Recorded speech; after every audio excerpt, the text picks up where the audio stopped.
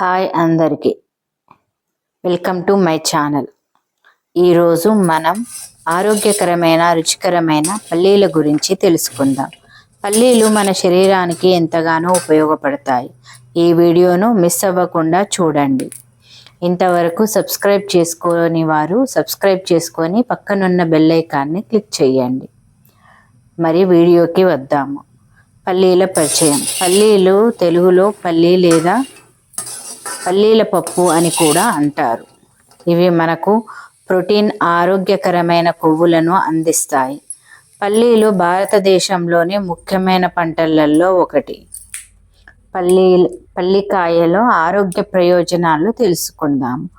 Protein అధికంగా ఉంటుంది, శరీరానికి శక్తిని అందిస్తుంది, కొలెస్ట్రాల్ నియంత్రణ, గుండె ఆరోగ్యానికి మంచిది, పెద్దలలో జ్ఞాపక శక్తిని పెంచుతుంది, ఫైబర్ ఎక్కువగా ఉండటం వల్ల జీర్ణక్రియకు సహాయపడుతుంది. పచ్చి పల్లికాయను బొగ్గుల మీద కాల్చుకొని తింటే చాలా రుచిగా ఉంటుంది. కాల్చిన పల్లీలను రోజు ఒక గుప్పెడు తింటే ఆరోగ్యానికి మంచిది. పల్లీల అలర్జీ ఉన్నవారు తినడాన్ని నివారించాలి. వేయించిన పల్లికాయ గింజలను ఒలిసి బెల్లంతో పాటు పిల్లలకు పెట్టండి. ఇది వాళ్ళ పిల్లల ఆరోగ్యానికి చాలా మంచిది. పల్లీలలో విటమిన్ ఇ, సల్ఫర్ మరియు జింక్ ఉండడం వల్ల ఇవి జుట్టు మరియు చర్మ ఆరోగ్యాన్ని మెరుగుపరుస్తాయి. పల్లీలు మంచి కొవ్వు ఆమ్లాలను కలిగి ఉంటాయి. ఇవి గుండెకు మేలు చేస్తాయి, కొలెస్ట్రాల్ స్థాయిలను తగ్గించడంలో సహాయపడతాయి. వంటలలో వాడకం. పల్లీలను పచ్చడి, కూరలలో, ఉప్మా, పులిహోరలో ఉపయోగిస్తారు. ఇప్పుడు పల్లీలతో ఒక వంటకం చూద్దాము. స్టవ్ పై ఒక గిన్నె పెట్టుకొని ఆయిల్ వేసుకొని, ఆయిల్ వేడయ్యాక జీలకర్ర, ధనియాలు, ఎండుమిర్చి వేసి బాగా కలుపుకోవాలి.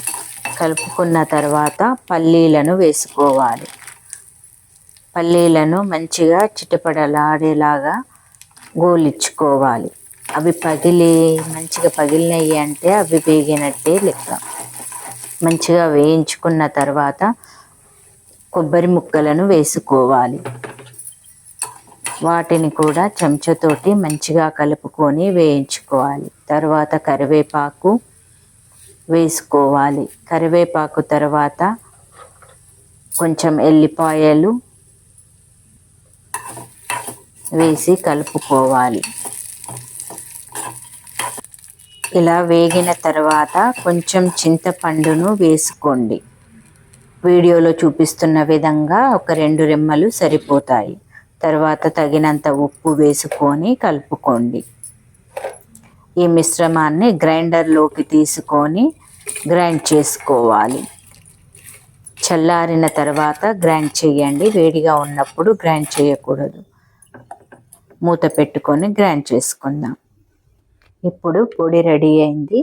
వేడి వేడి అన్నం ప్లేట్లో పెట్టుకొని మంచిగా నెయ్యి వేసుకొని, ఇంట్లో తయారు చేసిన నెయ్యి వేసుకొని ఈ పొడి ప్లేట్లో పెట్టుకొని మంచిగా కలుపుకొని తింటే చాలా బాగుంటుంది. వేడి వేడి అన్నంలోకి ఈ పొడి ఎంతో బాగుంటుంది. టేస్టీని మరింత పెంచుతుంది.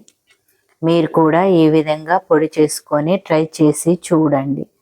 మీరే చెప్తారు చాలా బాగుంది అనేసి. నేను చెప్పిన విధంగా ట్రై చేసి ఒకసారి చూడండి. పల్లీలను బెల్లం పానకంలో వేసి ఇలా పల్లి పట్టీలను తయారు చేస్తారు.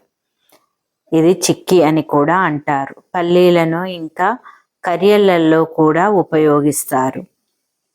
పల్లీలను సంక్రాంతి పండుగలలో ఎక్కువగా వాడుతారు. ఆంధ్రప్రదేశ్, తెలంగాణ రాష్ట్రాలలో పల్లి సాగు విస్తృతంగా జరుగుతుంది. రైతులకు పల్లీలు ఆదాయ వనరులుగా ఉపయోగపడతాయి. వేరుశనగ పంట కోసం చక్కని నీరు, నిల్వ చేసే ఎర్ర నేలలు అవసరం. ఖరీఫ్ సీజన్లో విత్తనాలు వేసి 3-4 నెలలలో పంటను కోయవచ్చు.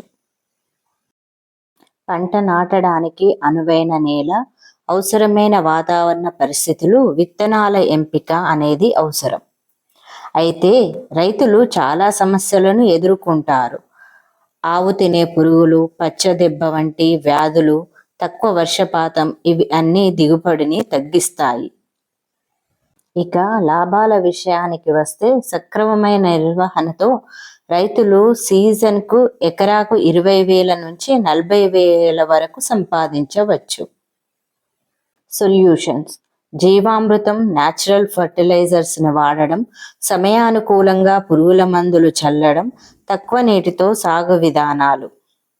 రైతులకు కొన్ని చిట్కాలు: మంచి విత్తనాలను ఎంచుకోవడం, సకాలంలో పంటకు తగిన ఆహారంతో సంరక్షించడం, వ్యవసాయ నిపుణుల సలహాలు పాటించడం. వేరుశనగ సాగులో కొన్ని సవాళ్లు ఉన్నా సరైన ప్రణాళికలతో ఇవి అధిగమించి మంచి లాభాలను పొందవచ్చు. మీకు ఈ వీడియో ఉపయోగకరంగా అనిపిస్తే లైక్ చేయండి, షేర్ చేయండి, మరియు మా ఛానల్ని సబ్స్క్రైబ్ చేయండి. మీ ఫ్రెండ్స్కి, రిలేటివ్స్కి ఈ వీడియోను పంపించండి. ఇంకా పల్లీలతో నేను చూపించిన వంటకంని కూడా ఒకసారి ట్రై చేసి చూడండి. Thank you.